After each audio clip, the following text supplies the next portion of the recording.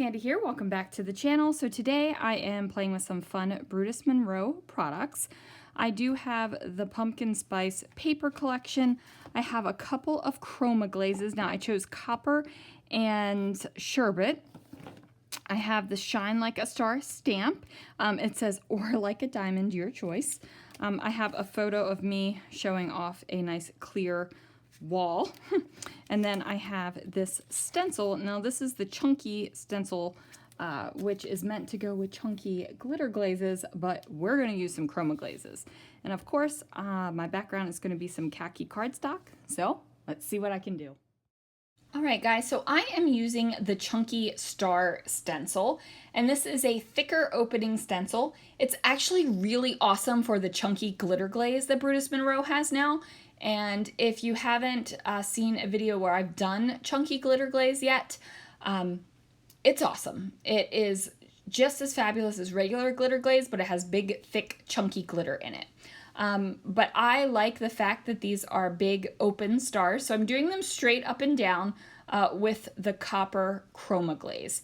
Now, I'm not making sure that everything is perfect with these stars. They're going to be kind of a little bit of a mess, and I am okay with that. I don't mind that whatsoever. I don't wait for it to dry, and I go ahead and overlap my stencil over the stars. The top of the stencil is touching the bottom of some of those wet stars, you guys, so if that stresses you out, you might want to wait. But I'm not going for a super clean look. I want my mixed media to be a little bit messy because I'm going to have some clearly defined like pattern papers. So I am going to stamp directly onto my photo. I'm using the Shine Like a Star stamp set, and that is because I really was the star of the show when I cleared out what was in front of this wall at work. So I texted this picture to my boss just to be like, hey, look how awesome I am. And it was definitely appreciated. So I go ahead and I'm just using the Brutus Monroe detail ink over top of my photo. Now this is a photo that I got from a printing place. I did not print this at home. And I'm just going to kind of stamp off some of the ink. Now look at that gorgeousness. I'm serious, you guys. The copper Chroma Glaze over top of khaki colored cardstock makes my heart beat and so happy. So I went ahead and found the pumpkin spice paper pack, and I'm just going to use this plaid paper, and then there is also a polka dot paper that I'm going to use. So I'm looking at this and I'm like, I need some clearly defined edges here. What am I going to do? What am I going to do? So I decide to use this darker one. Now I'm pretty sure that is a coffee bean, that little dark dot. It looks like a coffee bean to me. If it's not, then it's not, but it looks like one to me, but you have to be up on it, looking at it like, whoa, hey, is this a coffee bean? So I'm going to trim down the 6x6 paper down to 2 equal widths, and then that way I can put them together and match up the pattern to create a longer piece of paper, which makes me happy. I love figuring out ways to use my 6x6 papers. It's just exciting when you end up being able to use them. So I'm trying to figure out like where this stuff should go. And I'm like, okay, now I need another one. So this is where I'm going to pull in that polka dot paper. And I'm like, okay, this is where I need to figure out some way to keep my papers separate but together. So I am going to take the stars, and this time I'm going to hold the star stencil so that the stars are at a diagonal instead of straight up and down. And then I'm going to go ahead and grab the Chroma Mist over here and the orangey color, and the official name of it, you guys, is escaping me. Let me grab it real quick. It is Sherbert. So I'm pretty sure I said that at the beginning of the video. I am finger painting with it. One of my favorite things to do with both the Chroma Glazes and the Velveteen Glazes is paint them on with my fingers. I have super control with it, and it's just fun. It's just fun to be messy, you guys. So I'm just going to get that Chroma Glaze on top of the stencil. And it just adds a little extra oomph, a little extra pizzazz to the pattern paper. Now, I have done this technique multiple times in the past where I use glitter glaze through stencils over pattern paper. And then I'm going to heat it up a little bit, and then I decide, you know what?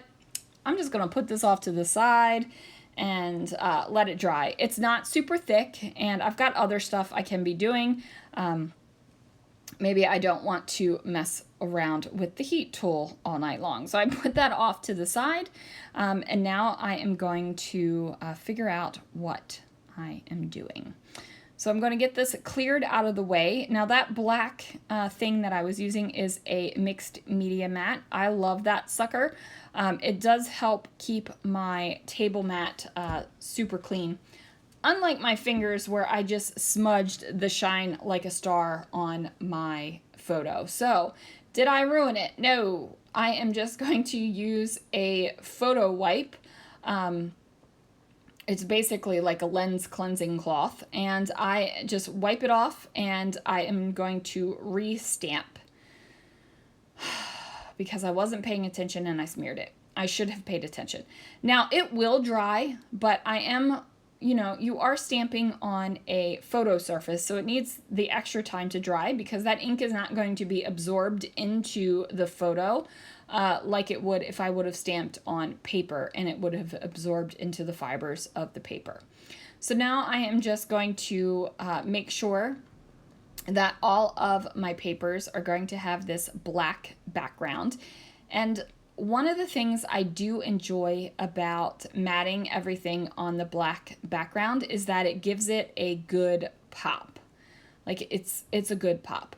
So I decide, since I have the pop everywhere, I might as well do it on the background paper as well. So I go ahead and trim down this khaki cardstock where it has the copper chroma mist on it.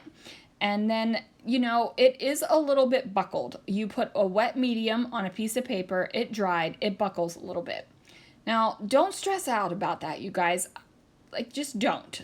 You can either put something heavy on it and flatten it out, or you could do what I do and just put it in your page protector, put it in an album, fill it up, and they flatten out like they just do. You don't have to worry about it. So now is the time to get everything adhered down to the page and to figure out where exactly I want it to go. So I'm like, okay, I really like this. And I decide that I'm not going to stamp onto my photo until the very end because I don't want to screw it up again. So I'm just grabbing a white doily from my stash.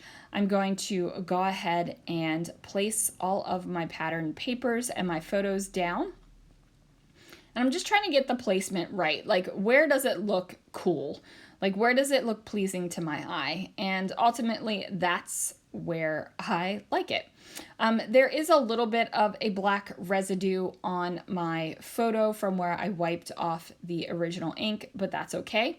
I am going to put my layout into a Misty stamp positioner and then put my stamp right there so I can figure out where it's going to go. I make sure that my layout is tight, and then I'm going to stamp it and place it down. So I do stamp it twice just to make sure that I have really good full coverage, and then I am happy with it. So I will go ahead and add some journaling to this layout. I've got this big expansive space down here. I guess it's not really expansive, you guys, but it feels expansive because there's a lot of blank space right here. So I just go ahead and journal and talk about how, you know, sometimes all you need to do is clear off a wall to impress your boss because nobody else was doing it and stuff was sitting, and it's just like, how lazy can you be, people? Just do the freaking job. I didn't write that in the journaling, I promise. It would be funny if I did, but yeah. I never want to have to like hide my journaling in a layout. I actually did write some pretty nasty journaling once in a layout where I was kind of picking at some people, and I ended up ripping it out because they wanted to see the album. So I was like, oh, don't. You know what? If I don't want people to read it, I probably shouldn't write it. So I'm going to wrap up the journaling. And now I feel like my page is pretty balanced. And since I have all this shining, shimmering splendid with the copper chroma glaze, I don't really need a whole heck of a lot of embellishment. So I'm loving this layout, you guys. Thank you so much for watching. I'll leave the links down to the products down below, and I will see you again real soon for another video.